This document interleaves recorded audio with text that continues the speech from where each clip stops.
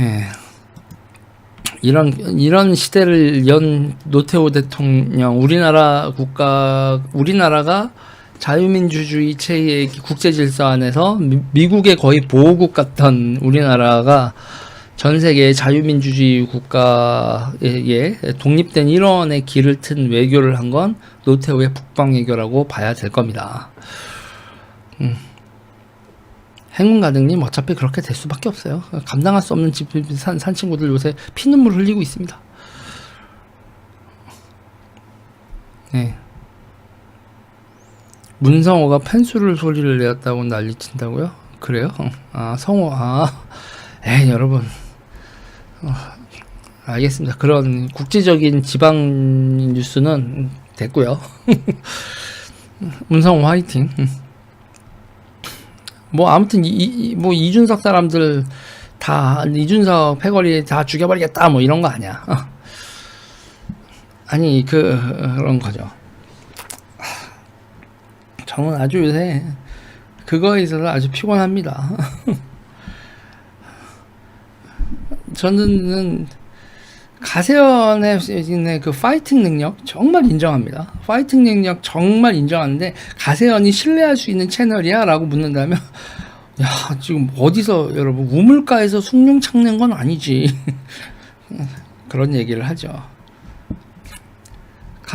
가세연이 제기한 문제 제기를 신뢰하시고 그거로 하기에는 그냥 사법부나 수사기관의 결과를 좀 기다리지 라는 입장을 얘기했다가 저도 뭐 슈퍼챗 깎이고 구독자 깎이고 조회수 깎이고 그러는데 그런지 기본적으로 시간 들어가서 맞는 말 해야지 그냥 다 부안해동하면 그런 거죠. 그런 겁니다. 뭐 저보고 제가 짜증나가지고 그런 거예요. 넌 좀 일관되라 그러면서 일관되라고 그러면서 얘기하는 게 입장이 일관돼야 되는 거지.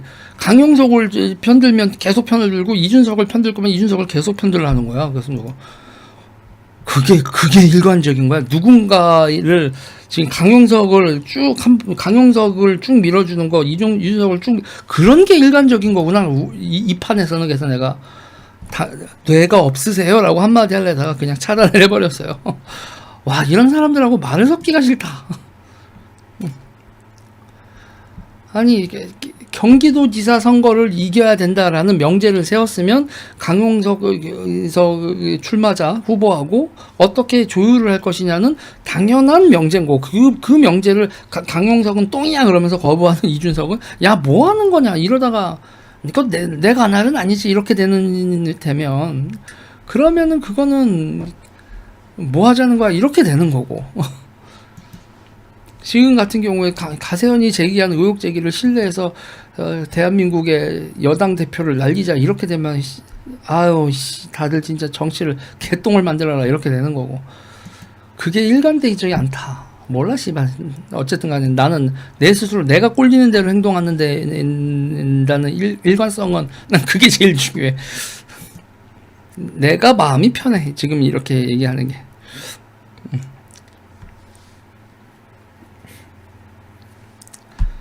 네.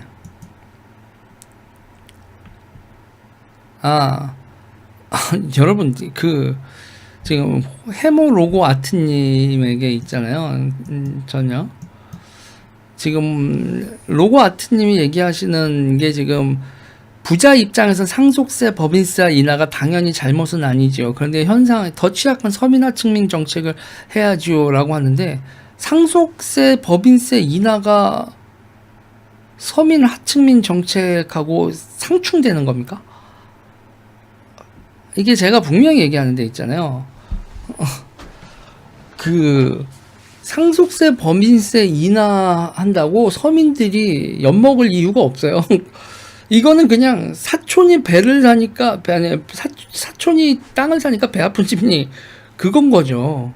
서민들의 세금을 올리는 것도 아니고 서민의 세금을 올리겠다는 것도 아닌데 상속세 법인세 인하했다고 왜 서민 정책이 이게 더 먼저 그거를 왜 대립적이고 상충적인 관점으로 보죠?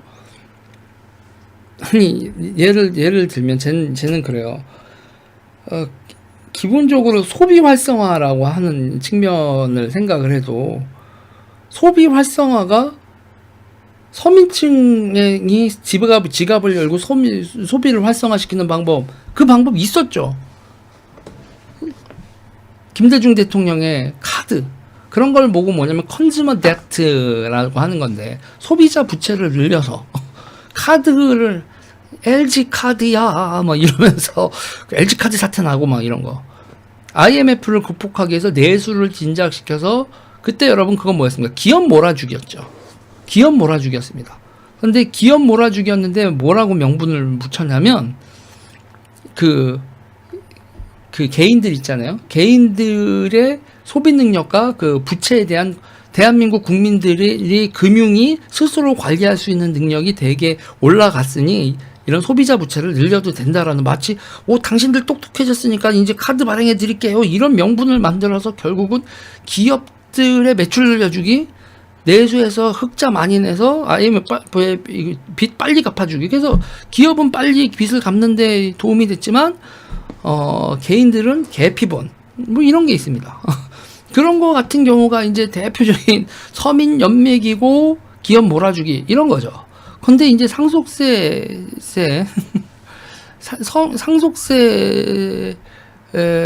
그런 거, 이런 거, 서민 대책이 없다고요? 추가 경정 예산까지 편성을 하고 소상공인들 피해 구제를 나선다. 이게 여러분 그게 이제 서민경제 대책 아닌가요? 아니, 지금 해마 로고 아트님한테 제가 반응을 한 거는 되게 점잖게 윤석열 정부를 개 엿을 매기고 있는 거거든요. 일단 첫 번째로 상속세, 소득세 이런 부분에 있어서도 아직 공론화된 부분도 아닌데, 이제 점차 이제 정책을 시행하기 전에 이제 공론화 단계죠. 공론화가 안 된 건 아니고 이제 여러 군데서 얘기가 나오고 있으니까 이제 공론화 단계인데, 그 공론화 단계에서부터 그런 얘기 자체를 하는 거 자체가 서민을 외면하는 거다, 이런 얘기를 하고 서민들의 피해 구제 얘기를 하고 나오는데, 그런데 서민 대책이 없다고 얘기를 하고 이거는 조근조근 사태를 이렇게 돌려서 이 정부를, 이게 엿이죠, 엿. 그러니까 무슨 말을 하겠습니까? 이렇게 얘기를 나오시는데, 단정적으로 얘기를 하는 서민 경제 정책이 없다. 조금 전에 얘기한 그런 거,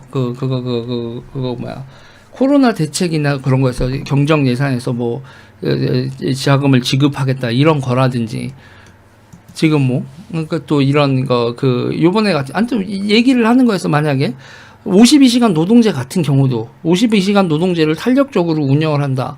그런 것도 충분히 서민 대책이 될 수 있는 거고, 그리고 노조 같은 경우도 노조를 친노조 정책이 서민 정책이라고 하시는 분들도 있겠지만, 아니, 일하기 바빠 죽겠고 화물 같은 거 받아가지고 내가 일해야 되는데 불법 파업으로 인해서 손해보는 서민들에 대해서 이런 거 엄정 법집행을 해서 이런 일이 없게 하겠다, 이런 것도 다 서민 대책일 수 있는 거 아닙니까?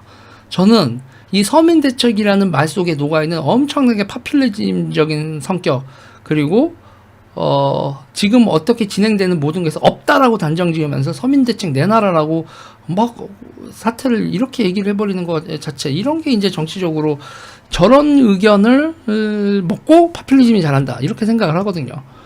그리고 저런 게 님이 하시는 그런 말이 본인은 아니라고 생각하시지만 현실적인 기반이 아니라 총체적인 인상 비평을 하면서 되게 선동적인 글인 거예요. 그래서 저는 저런 거에 그냥 쉽게 동조를 하거나 오케이 하지 않고 제가 딴지를 겁니다. 일단 요 얘기는 여기까지 할게요. 블러드메리님 감사합니다.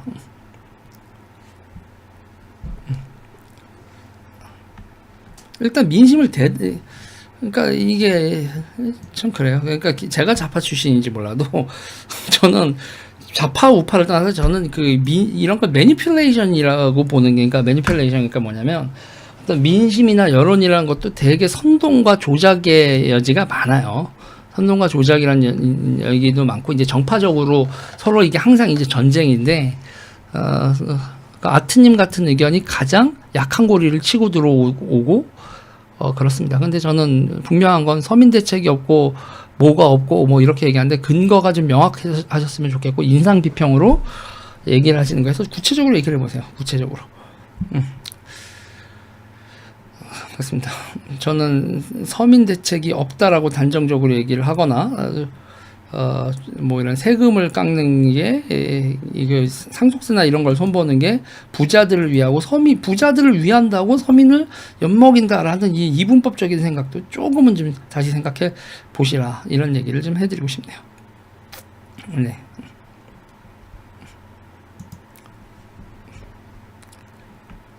네.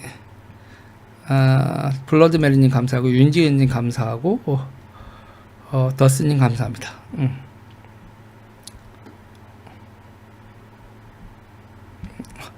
아니 경제 대책이 없다. 그게 이게 그 앞뒤 맥락을 다 잘라버리고 그렇게 얘기를 하시면 지금 미국이 그 기준금리를 올리고 그러니까 지금 이 자산 가치를 하고 있는 이런 자체가 우리가 주도권을 가지고 있는 문제가 아니다라는 얘기죠. 그러니까 이자율이 오르는 거는 이자율을 낮출 수 없는 거예요, 여러분. 지금 미국에서 기준금리를 올리면서 금융시장에서 이렇게 올리면 대한민국이 금리를 홀딩하는 이런 대책을 세우거나 아니면 자산 가치가 떨어지는 거에 대해서 어떻게 지금 대책을 세우거나 이런 식의 이제 외부 압력이 세다라는 그런 거지. 그거를 대책이 없다라고 윤석열 그러면 참 진짜 안습이다.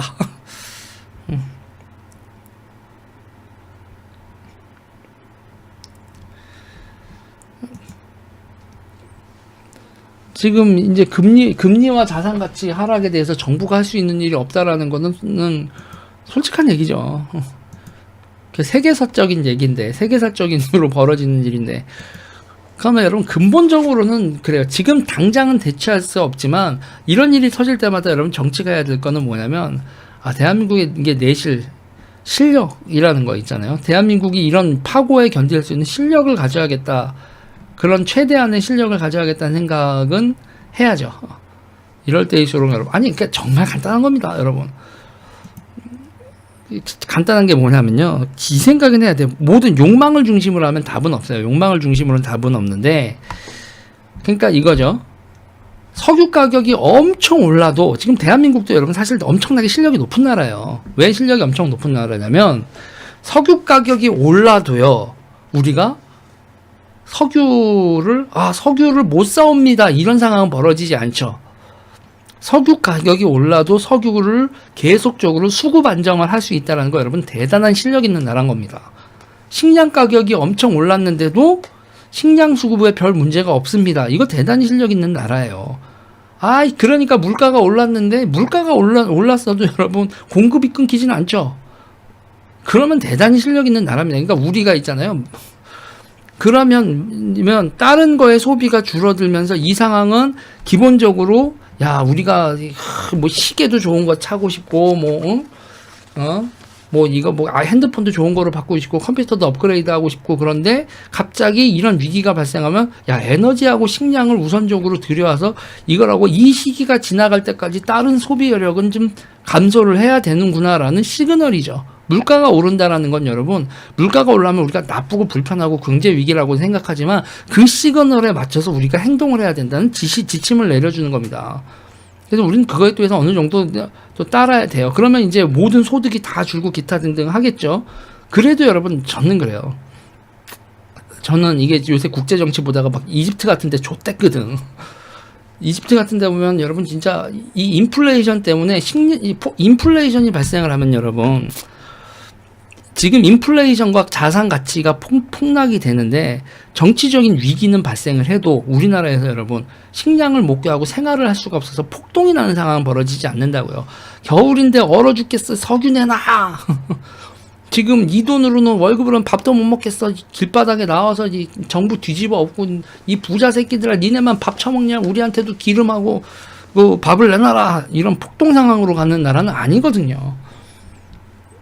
그런데 여러분 제가 이 얘기를 하는 게 뭐냐면 지금 이 상황을 위해서 제가 그런 게 이런 상황이 몇 년이나 더 갈까? 대한민국이 아무리 이 전 세계적인 에너지와 식량 가격이 막 치솟아도 원자재 가격이 치솟아도 나도 기본적으로 생존을 할 수 있는 단계, 생존을 걱정하지 않는, 식량 걱정을 안 하고 원자재 수급에 그래도 사업을 영위하는데 내 사업이 찌그러드네 정도의 걱정을 하지, 기본적으로 필요 물자가 생활이 불편하고 생활을 영위하지 않을 정도로 원자재가 안 들어오는 그런 일을 겪지 않는 지금 이 대한민국이 얼마나 더 유지될까? 불과 몇십 년 전 같았으면 대한민국에 에너지 위기가 나고 단전 단수를 하고 식량에서도 분식회라고 혼분식회하고 그 도시락 뚜껑 따고 니네 볼이 섞여 있는지 아닌지 보겠어 그러고 친구들하고 여러분 도시락 뚜껑에다가 야 나 오늘 쌀밥 싸왔는데 너 지금 뚜껑 열어봐 그러고 그 젓가락으로 보리밥 해가지고 위에다가 쌀밥 위에다가 보리 얹던 그게 불과 몇십 년 전인데 그 시대로 다시 회귀하지 않으리란 법이 어디 있어요. 지금 대한민국 경제를 이따구로 관리를 하면 대한민국 국민들이 옛날에 우리가 어떤 과정을 겪어왔는지 다 식량 수급에 문제가 있어가지고 여러분 그 맛없는 통일벼를 먹어가면서 식량 자립도를 높였던 우리나라 있잖아요. 우리 지금 상황에 대해서 불평불만만 얘기할 게 아니라 우리가 처해져 있는 상황을 진짜 냉정하게 좀 한번 봐야 돼요.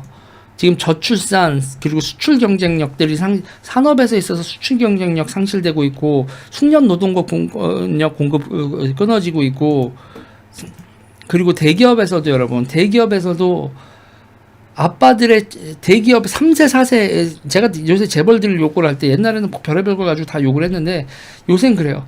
야 재벌 3세가 나 4세가 아빠의 점퍼 공장 점퍼만 물려받아도 내가 재벌 인정해주겠다. 지금 상황이 옌병아 아빠가 재벌 1세 2세는 이제 공장 점퍼 입고 돌아다니는데 재벌 3세 4세 가면 이것들이 다 재산 가지고 금융만 하려고 하지. 우리 아빠 이게 그런 거, 우리 아빠 돈 많으면 뭐래, 공장 점퍼 입고 운동화 밑창 다 다른 거 그냥 꾸질꾸질하게 아저씨 이들하고 옆에 임원들이랑 거기 공장 점퍼 하고 안전모 쓰고 다니는.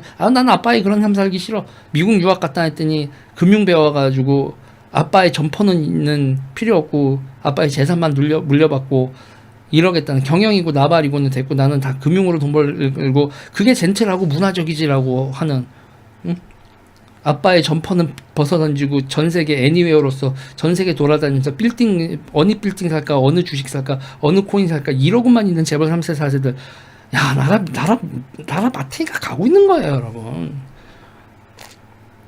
나라가 마탱이가 가고 있는 거라고. 근데 이런 마탱이가 가고 있는 상황에서 정치고 사회고